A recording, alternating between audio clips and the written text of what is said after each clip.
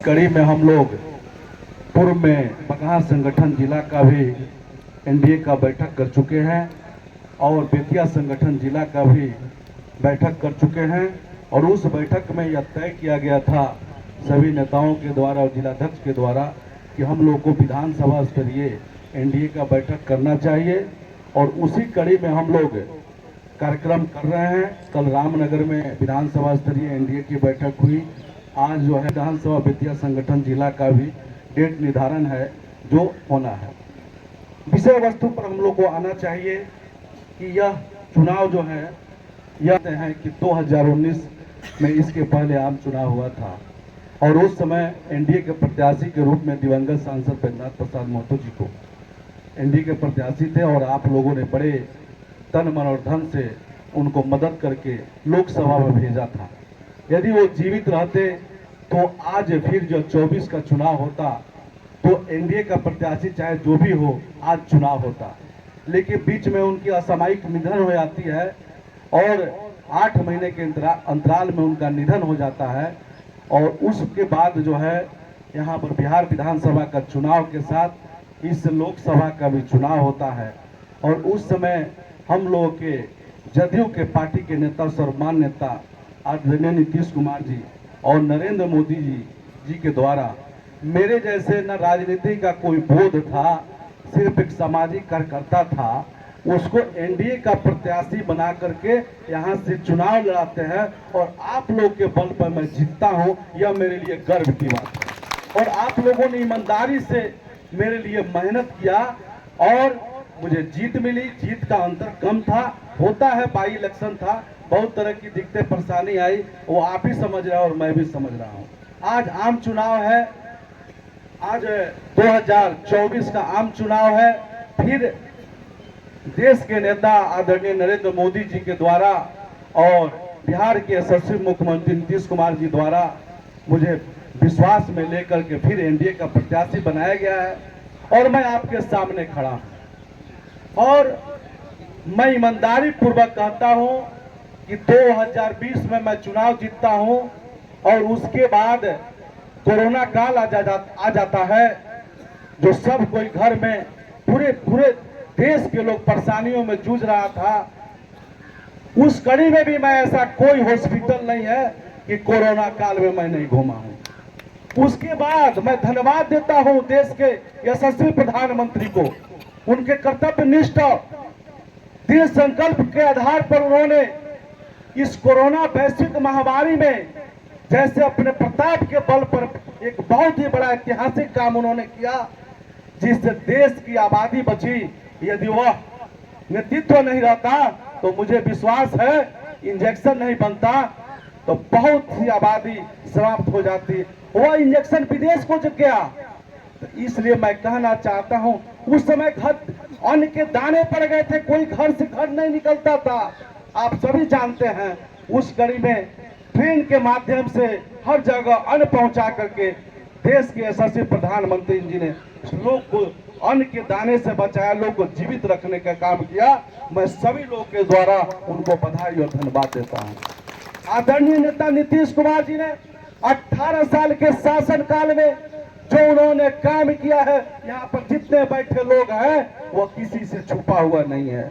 आप देखते होइएगा 2005 के पहले बिहार की स्थिति क्या थी, बद से बदतर था। लॉ एंड ऑर्डर का तो कोई सवाल ही नहीं था, कोई विकास का तो बात ही नहीं था। आज लोग लालटेन लगकर चला है, यह नहीं समझता है लोग कि नीतीश कुमार और मोदी जी के नेतृत्व में हर घर में लाइट पहुंचा दिया गया है और हम लालटेन जुग को लेकर जा रहे हैं। कहां लेकर जाना चाहते हैं? और जो प्रत्याशी आपका आया है वो तो संस्कारहीन है, उसको तो समझ में नहीं आता। चंपारण का बिहार का चप्पा चप्पा लोग जानता है। दिवंगत सांसद बैद्यनाथ प्रसाद महतो जी ने इस चंपारण के हिमायती के लिए क्या किया आप सभी जानते हैं।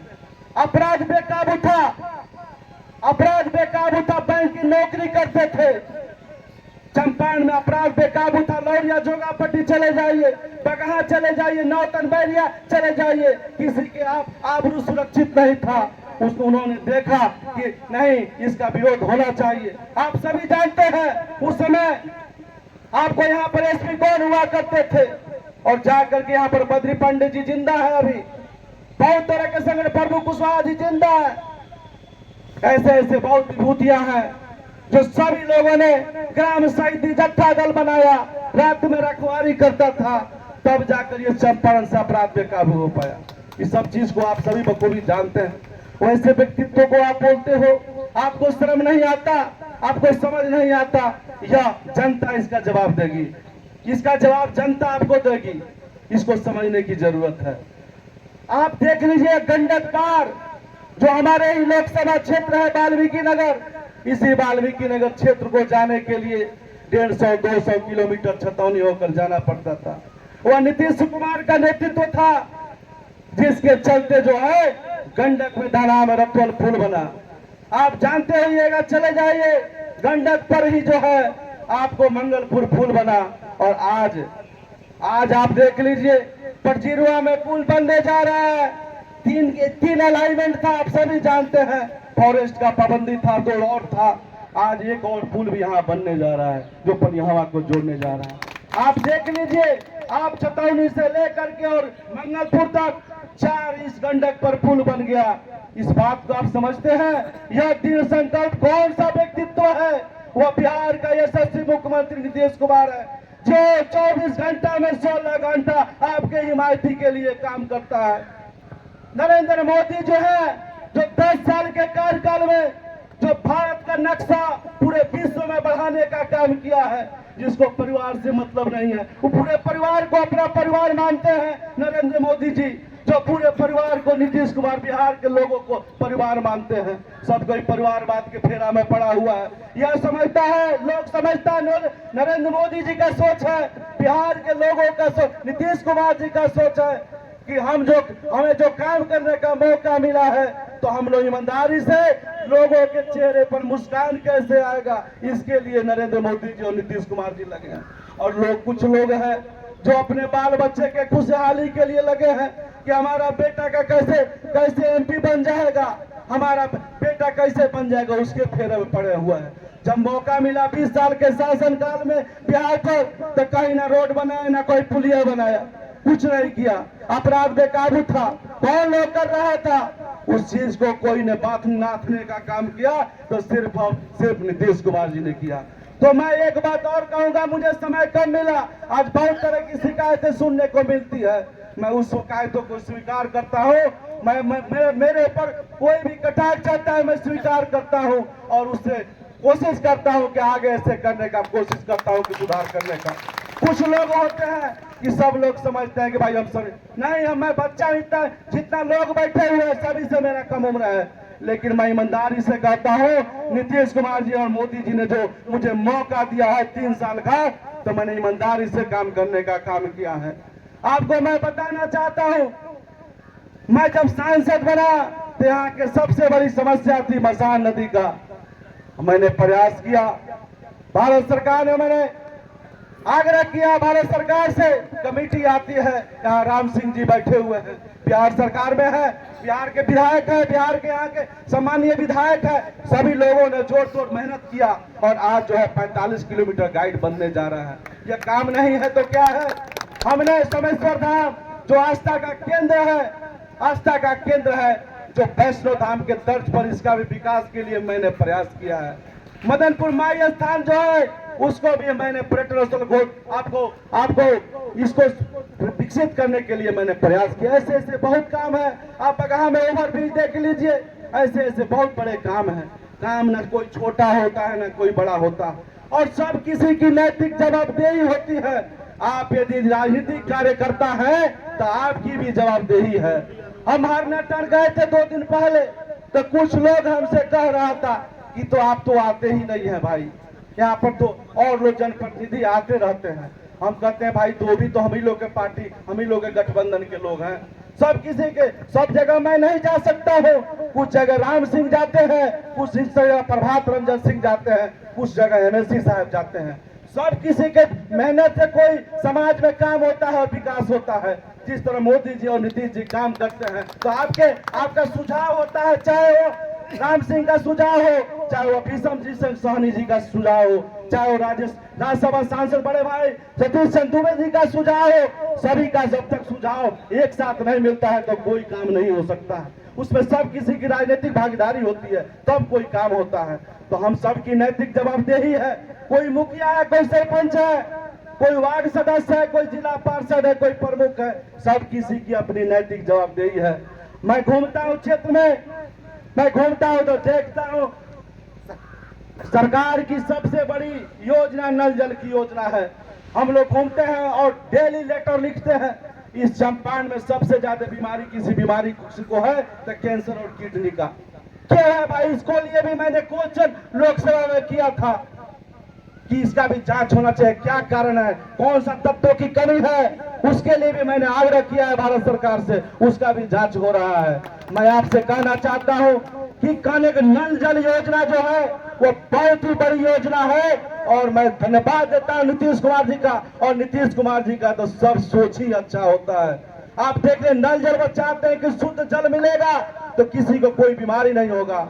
लो, यह स्वच्छता अभियान के तहत हर तरह की काम केंद्र सरकार द्वारा लाभार्थी योजना चलाया जा रहा है। इस तरह बहुत तरह की योजनाएं चलाई जा रही है। तो मेरे कहने का मतलब है उसका कार्यान्वयन कैसे हो।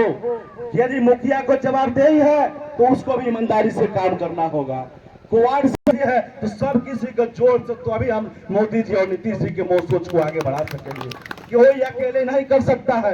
यहाँ से निचले स्तर से लेकर ऊपरी स्तर तक सभी सकारात्मक और पॉजिटिव सोच के साथ जब तक हम आगे नहीं बढ़ेंगे तब तक देश का जो विकास हो रहा है उसको और तेज गति देने के लिए सब लोग को पॉजिटिव होना पड़ेगा, तभी विकास हो जाएगा। आप जातीय जनगणना को देख लीजिए, उस सोच को हम सलाम करते हैं कि समाज में चाहे वो कोई जाति धर्म का हो, नीतीश कुमार जी चाहते हैं जातिगत जनगणना करवाए हैं, जातीय गणना करवाओ। उस गणना से क्या फायदा है भाई। हर एक प्रकार की योजना 18 साल में उन्होंने किया है, लेकिन उनके भी दिल में सोच में है अभी बहुत लोग छूटे हुए हैं। यानी कहने का हम सांसद हैं, हम काम करते हैं, हमारी भी एक सोच होनी चाहिए कि हम जो काम कर रहे हैं उसमें भी कुछ छूट रहा है, उसको हमेशा हमको पुनरीक्षण करना चाहिए, तब उसको आगे हम बढ़ पाएंगे, उसको सोच को आगे बढ़ा पाएंगे। तो कहने का मतलब है कि जो जिस क्षेत्र में रहे उस क्षेत्र में काम करना है।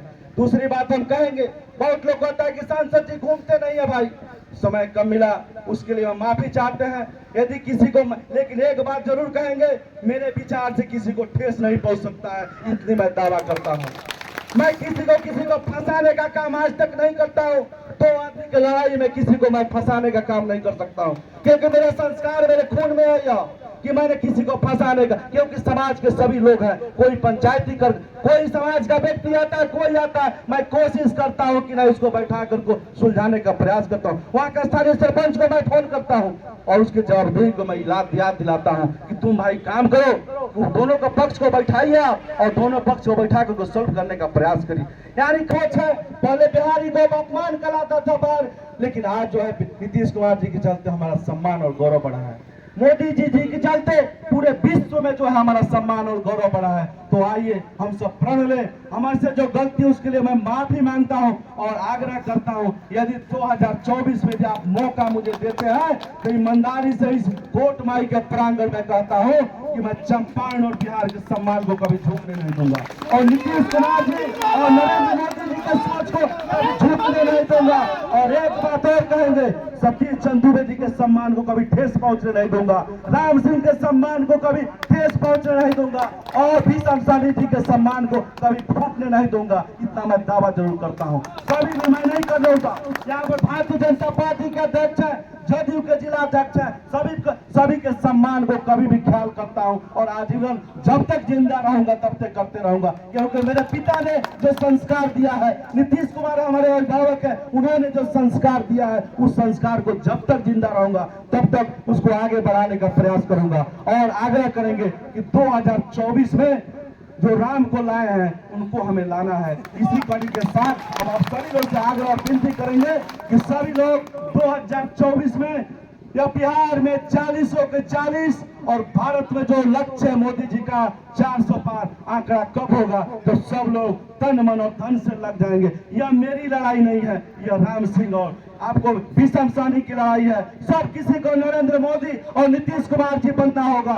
सभी बीच में जितने भी क्लेश हो उसको दूर करना होगा, तभी हम आगे बढ़ सकेंगे। इन्हीं शब्दों के साथ सभी आगत अतिथियों का अभिनंदन स्वागत करते हुए अपनी बात करते हैं। तो दूसरी बात कहेंगे, 3 मई को मेरा नॉमिनेशन है।